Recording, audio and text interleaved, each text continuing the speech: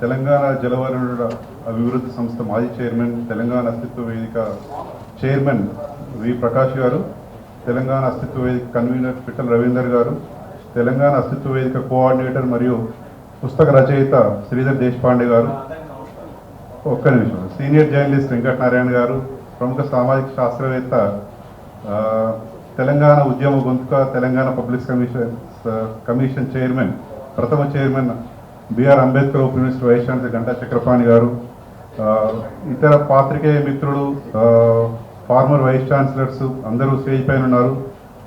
సభలో కూడా ఉన్న పాత్రికేయ మిత్రులు, వేదామార్గ మిత్రులు, తెలంగాణ అస్తిత్వ పోరాటంలో పాల్పంచుకోవడానికి వచ్చిన మిత్రులందరికీ నా నమస్కారాలు మరియు అభినందనలు. ఈ పుస్తక ఆవిష్కరణ సందర్భంగా సభకు పుస్తక పరిచయం చేయడానికి అవకాశం ఇచ్చినటువంటి తెలంగాణ అస్తిత్వ వేదిక పెద్దలకు నా కృతజ్ఞతలు. ఈ పుస్తక టైటిల్ మరో శ్రీకృష్ణ కమిటీ నివేదిక, జస్టిస్ పిసి ఘోష్ కమిషన్ నివేదికపై విశ్లేషణ వ్యాసాలు అనేది కేవలం పుస్తకం మాత్రమే కాదు, దీని ద్వారా తెలంగాణ ఆత్మను రచయిత శ్రీ దేశపాండే గారు ఆవిష్కరించారు. శ్రీ దేశపాండే గారు ఒక గొప్ప ఇరిగేషన్ ఇంజనీర్ మాత్రమే కాదు, గొప్ప మానవతావాది, అంతకంటే ముఖ్యంగా గొప్ప తెలంగాణవాది. శ్రీధర్ గారు తెలంగాణ ఉద్యమ కాలం నుండి తెలంగాణ ప్రజలకు సుపరిచితులు. తెలంగాణ రాష్ట్ర ఏర్పాటులో ఎంత ప్రముఖ పాత్ర పోషించారో అంతకంటే ముఖ్యమైన పాత్ర తెలంగాణ ఏర్పడిన తర్వాత పోషించారు. ఇరిగేషన్ మినిస్టర్కి ముఖ్య సలహాదారుగా, ముఖ్యమంత్రి కార్యాలయంలో ఆఫీసర్ అండ్ స్పెషల్ డ్యూటీగా తన కర్తవ్యాలను అద్భుతంగా నిర్వహించారు. తెలంగాణ రాష్ట్రం ఏర్పడిన తర్వాత తెలంగాణకు కావాల్సింది కేవలం ఇరిగేషన్ ఇంజనీర్లు మాత్రమే కాదు, తెలంగాణ సోయి, తెలంగాణ ప్రజల పట్ల, మరీ ముఖ్యంగా తెలంగాణ రైతుల పట్ల ప్రేమ ఉన్న వాళ్ళు కావాలి. ఈ మమకారం శ్రీధర్ గారిలో చాలా పుష్కలంగా ఉన్నాయి, కాబట్టి ఆయనకు అంత ముఖ్యమైన పదవులు వరించాయని చెప్పొచ్చు. అందుకు తగ్గట్టుగానే శ్రీధర్ గారు కూడా ఎంతో శ్రమించారు. రాజకీయ నిర్ణయాలు అమలు చేయాల్సిన బాధ్యత ఎగ్జిక్యూటివ్ మీద ఉంటుంది.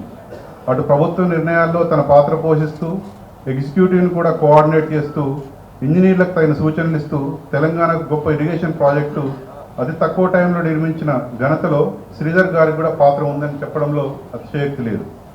ప్రపంచమే అబ్బురపడే విధంగా కాళేశ్వరం ప్రాజెక్టును రికార్డ్ టైంలో నిర్మించి తెలంగాణ రైతులకు, ప్రజలకు అందించడం అనేది డెమోక్రటిక్ గవర్నమెంట్లో ఒక అరుదైన విషయం.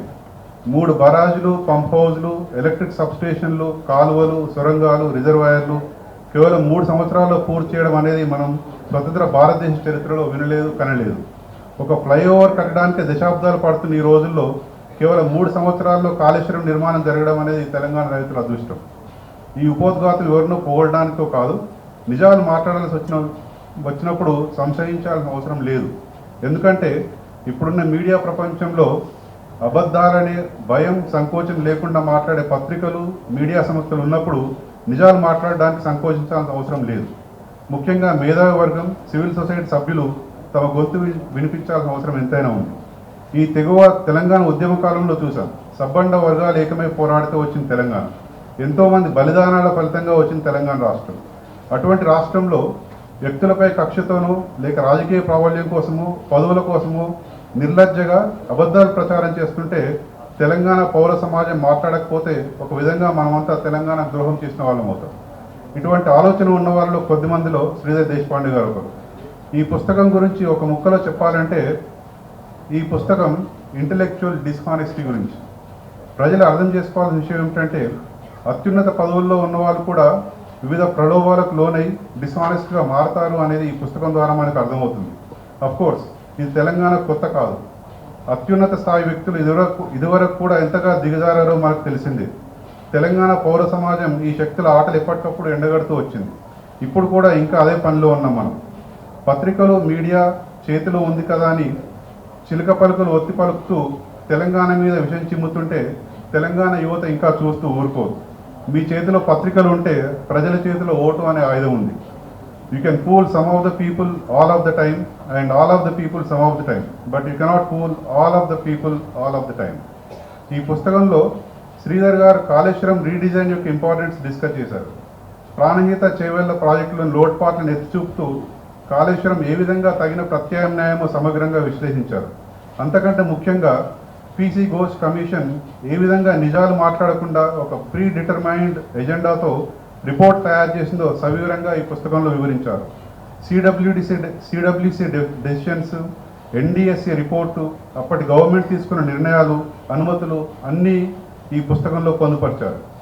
తుమ్మిడిహట్టి మేడిగడ్డ వద్ద నీటి లభ్యత నుండి 3 బ్యారేజీల్లో నీటి నిల్వ సౌకర్యం వరకు ప్రతి అంశాన్ని పత్రాలతో, ఆధారాలతో సమగ్రంగా వివరించి కాళేశ్వరం ప్రాజెక్టుపై తప్పుడు ప్రచారాన్ని శ్రీధర్ గారు ధైర్యంగా ఎండగట్టారు. రాజకీయ ప్రయోజనాల కోసం మాత్రమే కాళేశ్వరం ప్రాజెక్టును తక్కువ చేసి చూపించే ప్రయత్నాలను శ్రీధర్ గారు తిప్పికొట్టారు. అలాగే కృష్ణా గోదావరి జలాల విషయంలో రాష్ట్ర ప్రయోజనాలను కాపాడడంలో తన వైఫల్యాలను దాచిపెట్టడానికి కొన్ని పార్టీలు కాళేశ్వరంపై ఈ తప్పుడు ప్రచారం చేస్తుందని ఆయన ఆక్షేపించారు. అబద్ధాలను నిజాల్లా ముస్తాబు చేసి ప్రజల ముందుకు తెస్తున్న ఈ సమయంలో వాస్తవాలను ఆధారాలతో ప్రచురించడానికి ధైర్యం, నిబద్ధత కావాలి. ఆ పనిని పక్కా ఆధారాలతో సమగ్రంగా విశ్లేషించి ఎంతో శ్రమించి ఈ పుస్తకాన్ని అందుబాటులోకి తెచ్చిన శ్రీధర్ గారికి తెలంగాణ సమాజం రుణపడి ఉంటుంది. ఈ పుస్తకం కొన్ని రాజకీయ పార్టీలు, మీడియా సంస్థలు నడుపుతున్న రాజకీయ విష ప్రయోగానికి విరుడు అని చెప్పవచ్చు. ఈ పుస్తకంలో వాస్తవాలు, గణాంకాలు, పత్రాలు, డేటా మాత్రమే ఉన్నాయి. రాజకీయాలు లేవు. తెలంగాణ రైతులపై ప్రేమ ఉన్నది. తెలంగాణ భవిష్యత్తుపై ఆందోళన ఉన్నది. తెలంగాణలోని మేధావులు, ఉద్యోగులు, యువత ఈ పుస్తకమే కాకుండా శ్రీధర్ దేశపాండే గారు రాసిన వివిధ పుస్తకాలు చదవాల్సిన అవసరం ఉంది. చదివి వాస్తవాలను ప్రజల్లోకి తీసుకెళ్లాల్సిన అవసరం ఉంది. శ్రీధర్ దేశపాండే గారు ఈ పుస్తకం ద్వారా కాళేశ్వరంపై చేస్తున్న విమర్శలకు డీటెయిల్ సమాధానం ఇచ్చారు. సమాధానంతో పాటే ఎవిడెన్స్ కూడా అనెక్షర్స్గా పుస్తకం చివరినిచ్చారు. ఇది చదివిన తర్వాత కాళేశ్వరం గురించి ఇంకా అనుమానాలు ఉండవు అనిపిస్తుంది. ప్రతి ఒక్కరూ, ముఖ్యంగా యువత, రైతులు, విద్యార్థులు చదవాల్సిన అవసరం ఎంతైనా ఉంది.